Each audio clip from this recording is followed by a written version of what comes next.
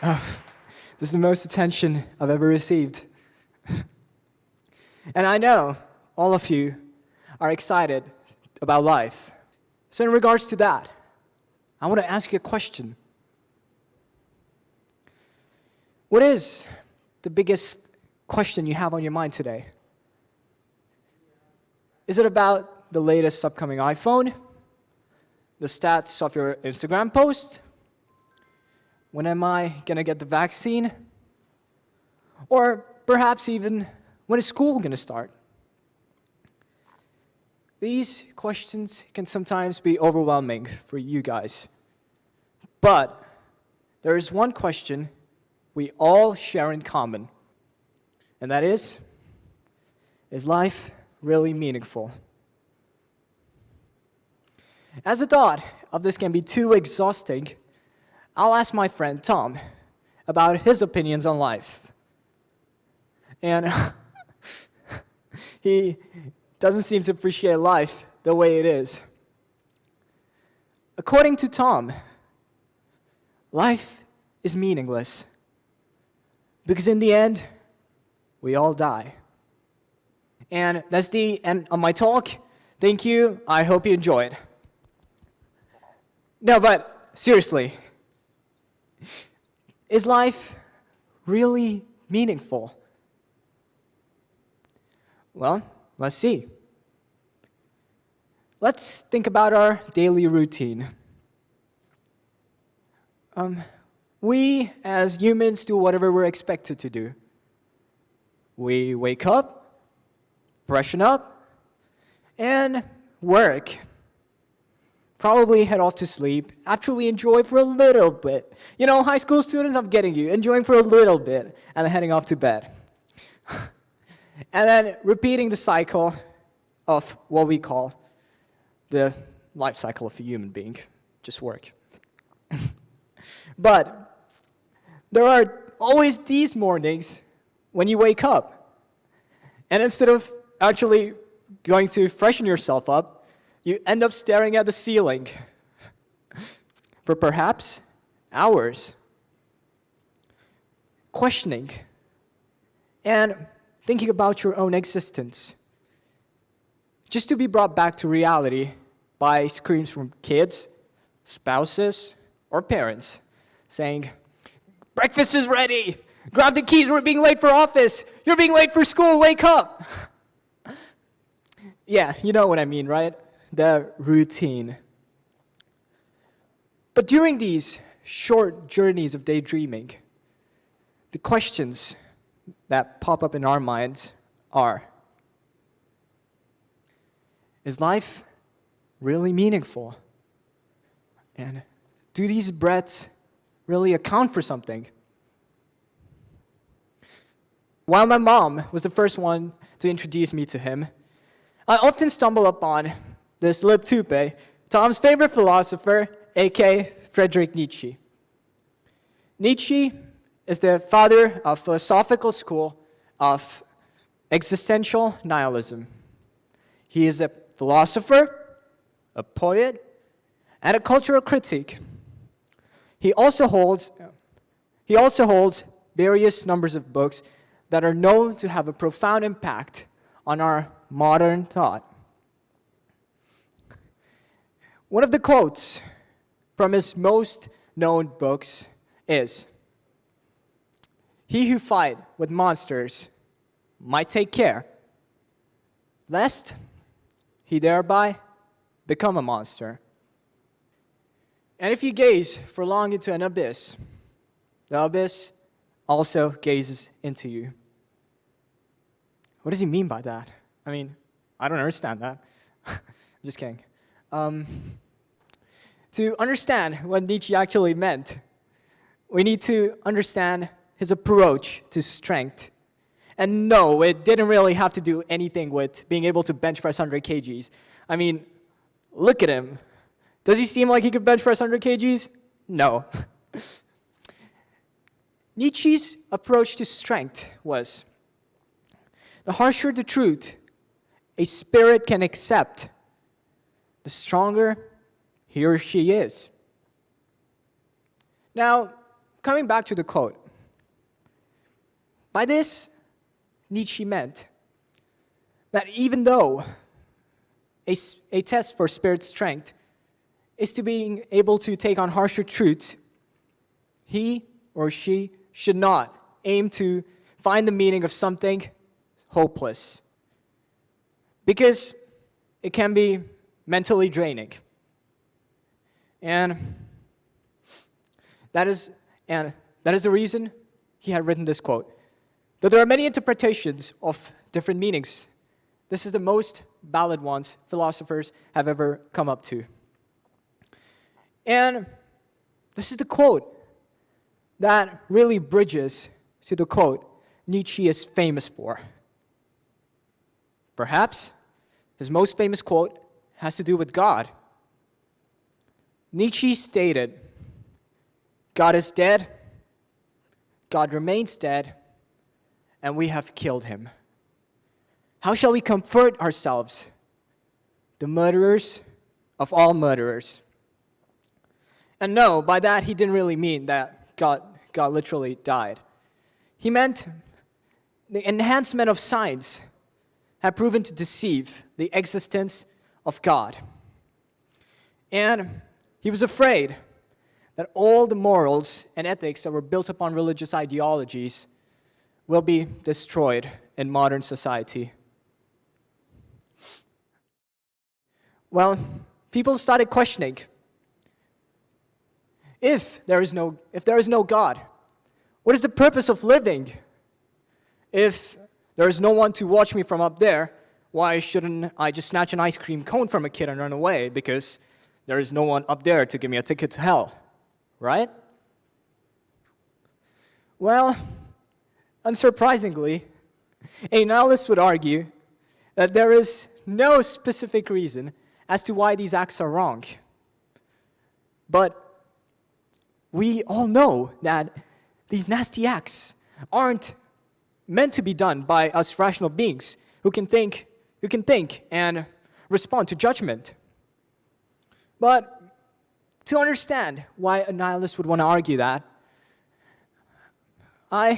we need to first understand the beliefs and the origins of nihilism.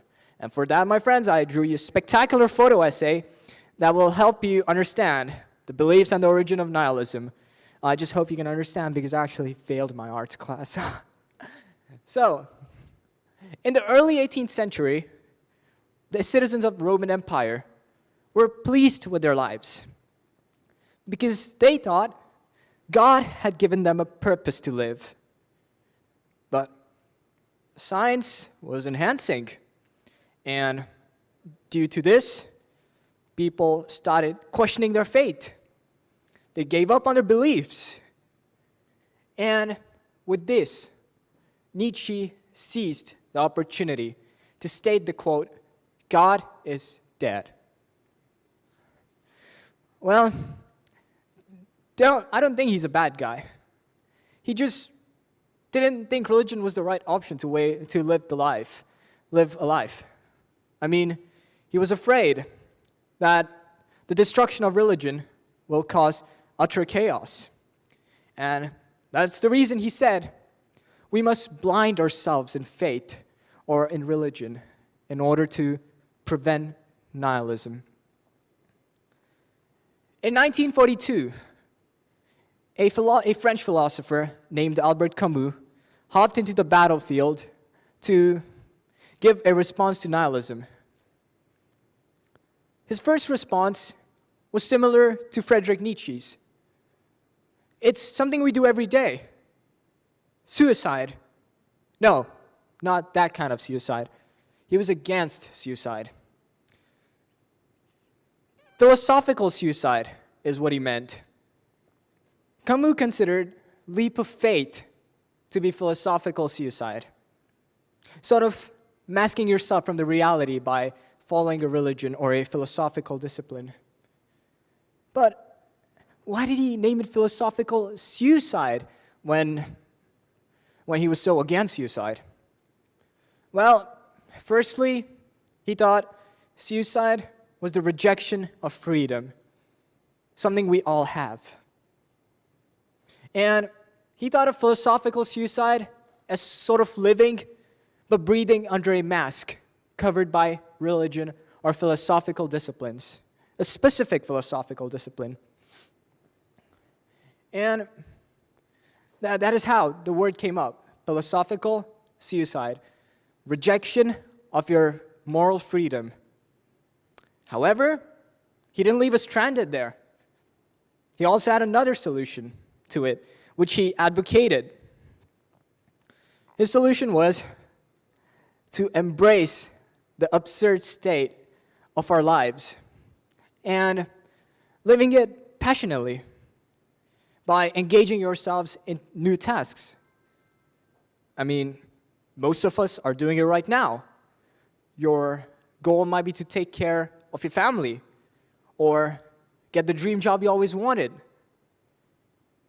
It's these temporary tasks that help you move ahead in this seemingly meaningless life. He also had a reference to a mythological king named Sisyphus. He was punished eternally by the gods because of all the nasty things he did. But the act, what Camus noticed from Sisyphus, was that he never complained. He would roll the rock up to the hill, and as the rock would roll down again, he would roll it back up. That was his punishment. And he accepted his fate. He was happy to do it.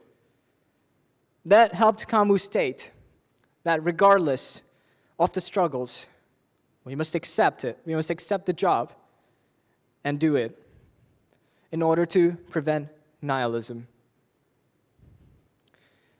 Both the solutions from Friedrich Nietzsche.